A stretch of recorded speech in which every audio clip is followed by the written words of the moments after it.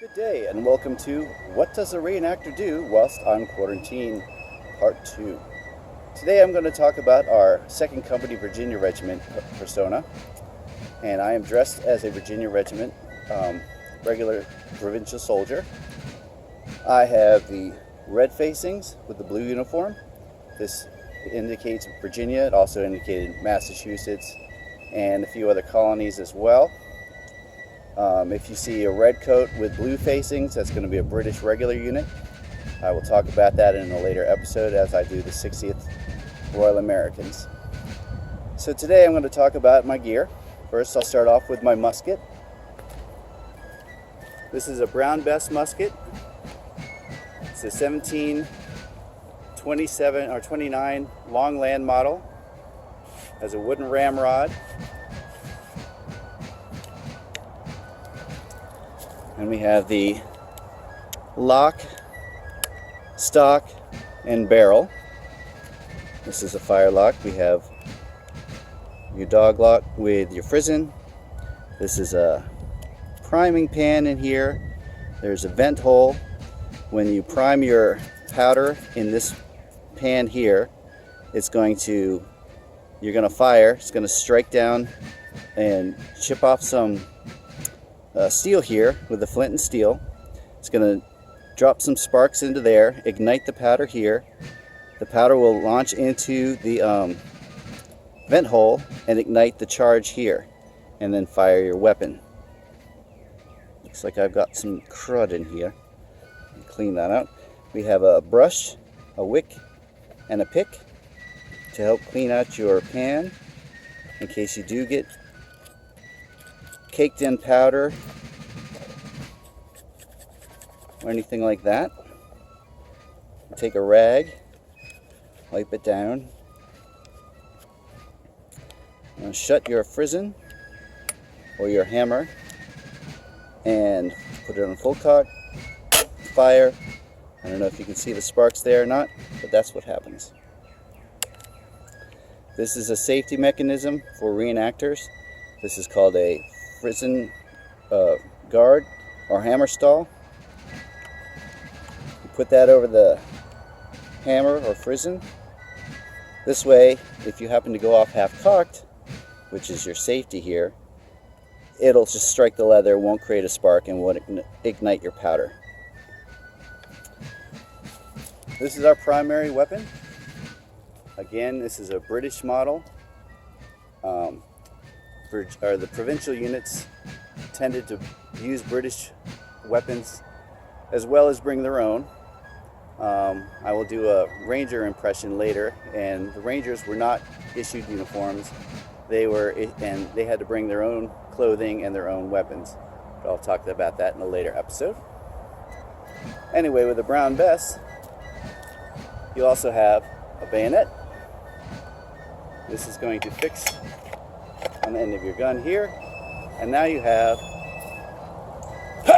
a spear for thrusting.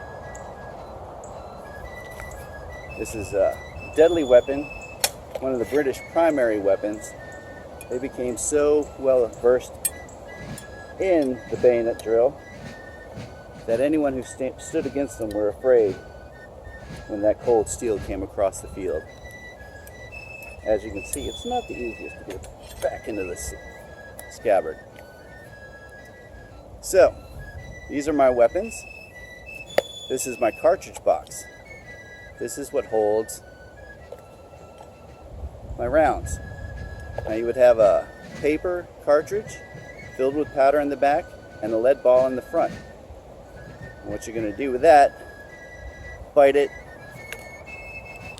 pour a little in your pan, shut your frizzen, cast about, pour the rest down your barrel, draw your rammer, and ram.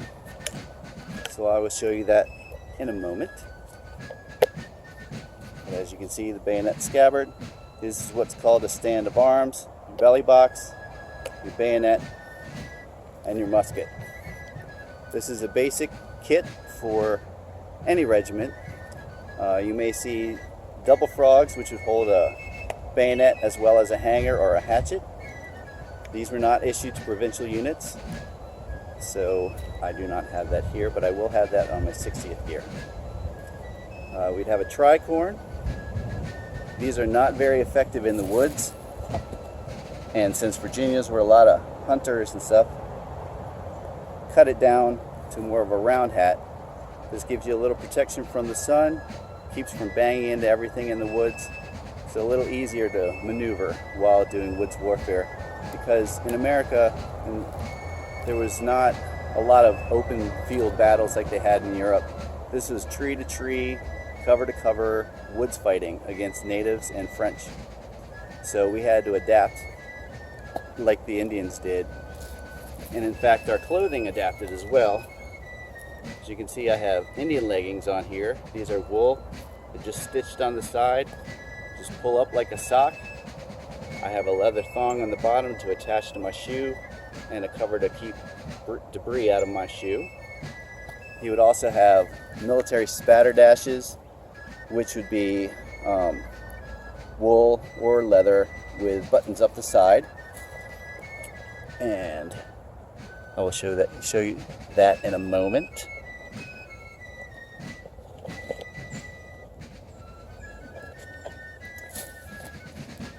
In addition to all this, if you're going on a long campaign, mind you, you're only holding 9 to maybe 25 rounds in this belly box, so you may need a powder horn. This is going to be filled with powder. You'd also have a shot bag, which should have your shot, maybe some extra flints in it. I have a little flint wallet here. And that would help sustain you with ammunition for a longer march if you're going to be away from your wagon train and your main camp. In addition to my equipment, I also have my bedroll. And here I have a canvas wrapping with a blanket in here. Also stuffed in my blanket are my extra clothing, some extra shoes, and other equipment, which I'll get to in a moment. And I just happened to bring along a hatchet with me. These were not issued to the troops, but if you had one and you brought it from home or you acquired one along the way, these are nice to have. This one is a replica of a Virginia axe. You have the hatchet on this side, you have a hammer on this side, so it's very versatile in camp. You can use it as a weapon, you can use it to chop wood, you can use it to hammer in your stakes for your tent. It's very versatile. The other thing I have is my knapsack. Now this knapsack is going to be filled with all my personal items. So I have some cook gear, some fire making equipment, extra clothes, and other items that I will show you shortly. I also have a canteen for water. This is very essential. Can't survive without water. This is going to be slung fairly short to your body, right around waist high. You don't want it too long because it'll be flapping around. If it's too short, then you can't really get to it when you have all your gear, so it becomes impractical.